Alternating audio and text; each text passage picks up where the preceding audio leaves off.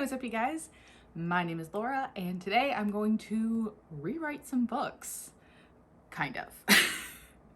What I have done, I've seen Emily Fox do this, but I have two bowls. One is authors, one is books, and I'm going to pull random ones and then kind of discuss if I would read the book written by that author instead of its original author. Obviously, if I happen to get a perfect pair, we will draw again. And I only have 10 because I didn't want to go super hard. I shouldn't be staring at them, huh? Okay. Janice Hallett writing One Perfect Couple. Okay, so just quick answer, yes, I would read that. Janice Hallett is known for writing mixed media books. I don't know for sure if they're epistolary, but like the appeal is all written through emails. I know one of them is more like podcast style, and in general, her books are unique and very interesting. One Perfect Couple is about a couple that goes on a reality dating show and then disaster strikes and they are fighting for their lives. But in that, we are getting snippets of SOS calls from the radio, a character's journal, and I think this could really work with Janice Hallett's writing style because we could be getting this whole story told essentially through means that were not character POVs, like directly, and I think that could have been super interesting because I believe one of my issues was, God, how did I phrase this in my review? I think I wanted the bad person's POV, or I felt like the bad person was too clearly indicated. Like, I can't remember which way I fell on that, but I think using Janice Hallett's writing style, everything could have been elevated. I don't know, but it would have been fun. You would have had to obviously change kind of the perspective. Like maybe we're getting the audience watching the show in real time. Like maybe instead of it being filmed in advance, it's being filmed live. Although why would no one be helping? That's a problem for Janice to figure out, not me. But yes, absolutely, I would read that. Oh, two oranges. They could be the same. Marissa Meyer at Water's Edge or at the Water's Edge. I can't remember. So Marissa Meyer is known for fantasy retellings, fantasy sci-fi, her most famous being the Lunar Chronicles, which is sci-fi Cinderella with a couple other stories thrown in there. She's one of my favorite authors of all time. I just adore her. At Water's Edge is a historical fiction about a woman following her husband to Scotland? Somewhere in the UK-ish area. When her husband is searching for the Loch Ness Monster, it might be World War I. For someone who says this is one of my favorite books, I'm really bad at remembering specifics, but basically this woman is forced, well, she wasn't forced. Her husband was going to go alone with his best friend, and she's like, hello, we just got married and I'm pregnant, so I'm coming with you because you're not going to just like leave me alone because this is, World War I/II time period. Like, you'll be going forever because of the boat ride alone. So they could probably fly planes by then. But anyway, do I think Marissa Meyer, young adult sci-fi fantasy author, could do historical romance? Maybe, but like honestly, the Guild duology, which is the closest I feel like she's come to historical fiction, I didn't love. So I'm gonna go ahead and say no. I don't want that. I'm gonna go ahead and let those two stay in their lane.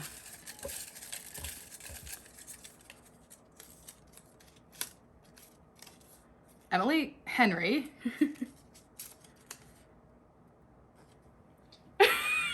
and Harry Potter. Okay, so want to say no, but like, I kind of want to see how she would do it. Obviously, she has no fantasy experience that I'm aware of. I've only ever read her adult romances, so and I say that, I've only read like the 4 mainstream ones. I know she has a couple backlog books I've never looked into. And also I think it's 5 books now. That's neither here nor there. But, do I trust that she could do Harry Potter justice? No, I don't. Do I think she could write the relationships in like books 5 through 7? I don't know if I want to say better, but like, do I think she could write them well? Yes, I think she's pretty good at interpersonal relationships. She's definitely good at romance. I think let's be honest. The Harry and Hermione drama probably would have been ramped up in the book if Emily was writing it. But I meant to say Hermione and Ron. That would have gone so hard with Emily. Recognizing Harry Potter is a children's series and Emily writes adult, obviously she would, in this scenario, would write the book for the appropriate audience. I am not suggesting she put smut into YA Harry Potter. Obviously, that's not what I'm suggesting.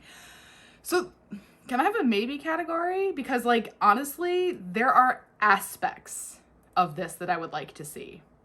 But, like, as a whole, for the whole 7-book series, honestly, probably not. But that one's like a maybe.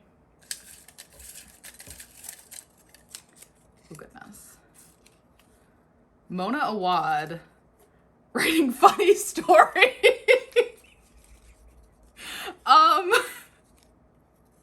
So if you're unaware, Mona Awad is Fever Dream Horror. Funny Story is Emily Henry's most recent rom-com. Do I want to see Funny Story as a fever dream? Kind of. I had a lot of issues, like, not negative issues with the book, but there was a lot of like side plots with both exes, and Daphne's dad. That, you know what? Actually, yes, I do want to see Mona Awad tackle Funny Story. I think there is a lot in there that you could turn very sinister and very creepy, and like a horror Hallmark movie. Oh my god, that would slap so hard. Why is there not Hallmark for horror? Is there? Tell me, what are they?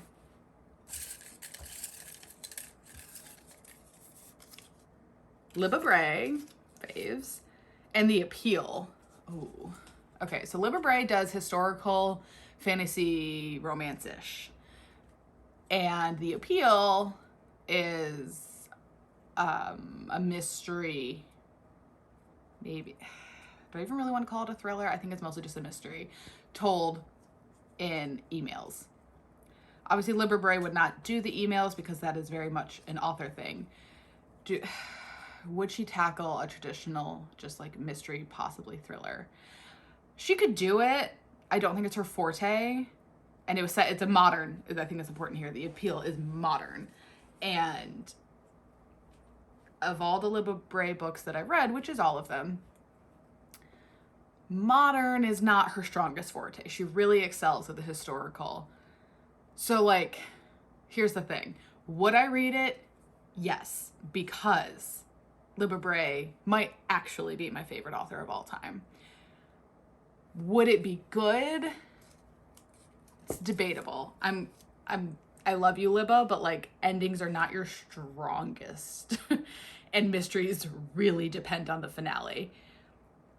Did her books have mysteries that have elements that absolutely surprised me? Yes, I think she can pull that off. But I think this is a no, which is devastating. Side note, the Diviners is in here, and I don't think anyone can write that, so.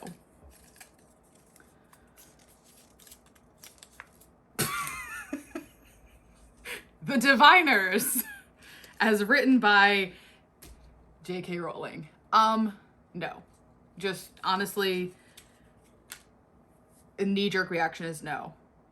I think, although, okay, So I think J.K. Rowling is really good at interpersonal relationships. I think her characters are very vibrant, for lack of a better term, because I think they're memorable. I remember her characters in a way that I don't remember necessarily everyone else's characters in books. And Libba Bray is really good at that too. Damn it. Okay, so here's the thing.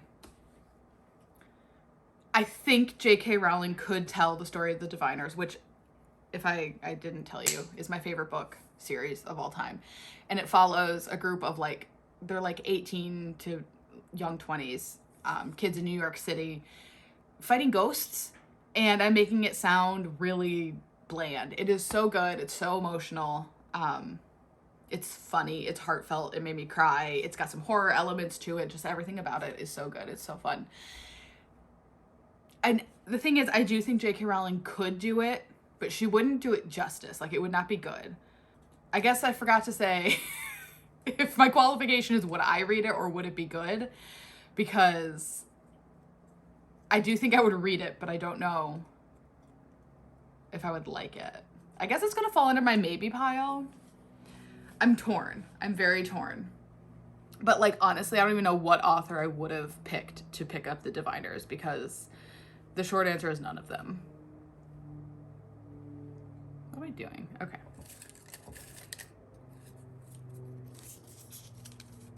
Stephen Graham Jones writing All's Well. Yes, that would work. I think they both kind of excel at the weird horror. Stephen Graham Jones is more stream of consciousness than Mona Awad, but I do think stream of consciousness writing style works with the fever dream aspect of Mona Awad's story. So yes, I do think that would work. I'm staring at these now. Okay. I'm just trying to make sure I don't pick two of the same color because I don't remember what's left. Sarah Gruen writing Wayward Children. Ooh. Okay, so just gut reaction, no. Sarah Gruen wrote At the Water's Edge, the historical fiction that I don't remember what war it was set during. Wayward Children is written by Seanan McGuire and is fantasy, portal, kind of Alice in Wonderland type portal worlds. And I'm making, again, that sound not as interesting as it actually is. It's novellas. Sarah Gruen writes full-length novels. Just in general, no. Partially, honestly, because Sarah Gruen's not writing anymore, which, by the by, if you know who Sarah Gruen is, she's most popular, most well-known for Water for Elephants. Look into why she stopped writing. Her whole history is very bizarre, and I feel bad because I think she torpedoed her life for something that may or may not have been worth it.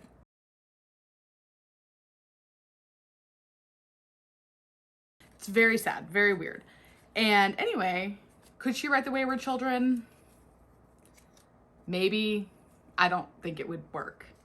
I don't even think she's really written children into her series or her books with any, they're not main characters. And Wayward Children follows under 18-year-olds of varying ages. So, no.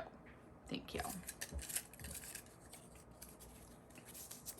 Ruth Ware, duh, forgot that was in here, writing The Lunar Chronicles.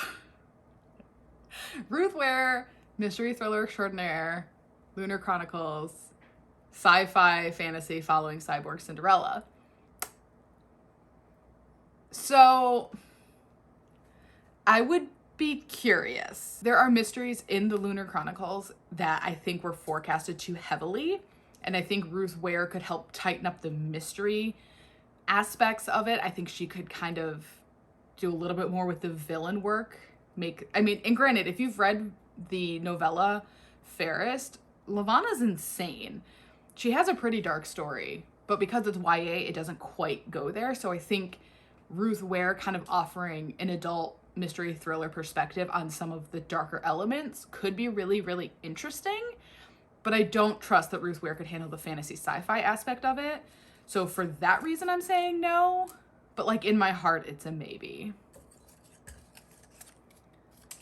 And then we have Seanan McGuire writing